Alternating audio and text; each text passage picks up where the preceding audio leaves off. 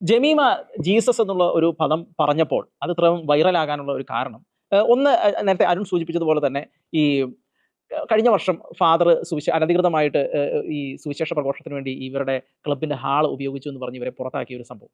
അത് അവിടെ ബാക്ക്ഗ്രൗണ്ടിൽ അതും കൃത്യമായി ഒരു വിഭാഗം ആളുകൾ അത് ചെയ്തു എന്നുള്ള ആരോപണം ശക്തമായി നിലനിൽക്കുന്ന ഒരു സാഹചര്യത്തിൽ കൂടിയാണ് ഈ പറഞ്ഞ കാര്യം ഇത്ര വൈറലായി മാറുന്നത്. കാരണം അവർക്ക് അതൊരു വളരെ ശക്തമായിട്ടുള്ള ഒരു അടിയായി മാറുന്ന ഒരു സാഹചര്യം ആണ് ഇതിൽ നിന്ന് ഉടലെടുത്തത് എന്നുള്ളതാണ്.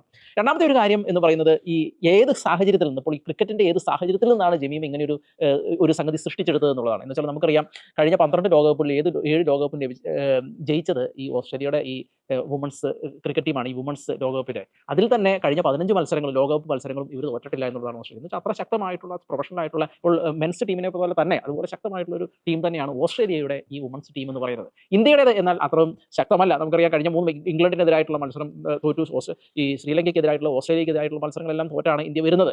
ന്യൂസിലാൻഡിനോടും അത് ഉള്ള മത്സരമാണ് ജയിച്ചത്. അതിനുശേഷം ബംഗ്ലാദേശിനോടുള്ള മത്സരം റിസൾട്ട് ഇല്ലാതെ പോയി. അങ്ങനെയൊക്കെയാണ് ഈ ഇന്ത്യ കടന്നത്. വെച്ചാൽ അങ്ങനെ ഒരു ലെവലിലാണ് ഇന്ത്യ. എനിക്ക് തോന്നുന്നു പണ്ട് കപിൽദേവ് ലോകകപ്പ് ജയിച്ച കപിൽദേവിന്റെ ടീം ലോകകപ്പ് ജയിച്ച ആ ഒരു സമയത്തുള്ള ഒരു ഫീല് പലപ്പോഴും ഇതിനും വരുന്നുണ്ടോ എന്നുള്ളത്. അപ്പോൾ അങ്ങനെ ഒരു സാഹചര്യത്തിൽ നിന്നുകൊണ്ട് ഇപ്പോൾ ഓസ്ട്രേലിയ 339 റൺസ് അടിച്ചപ്പോൾ ജയിച്ചു എന്ന് തീരുമാനിച്ചുറപ്പിച്ചു തന്നെയാണ് ആ മത്സരത്തിലേക്ക് ഇന്ത്യ ഇറങ്ങുന്നത് എന്നുള്ളതാണ്. എല്ലാവരും അങ്ങനെ തന്നെയാണ് തീരുമാനിച്ചത്. അവിടെ നിന്നാണ്, അങ്ങനെ ഒരു അസാധ്യ സ്ഥലത്ത് നിന്നാണ് ജമീമ ഇങ്ങനെ ഒരു അത്ഭുതം സൃഷ്ടിച്ചെടുത്തത് എന്നുള്ളതാണ് ഇതിന്റെ ഏറ്റവും പ്രസക്തമായിട്ടുള്ള വസ്തുത എന്ന് പറയുന്നത്.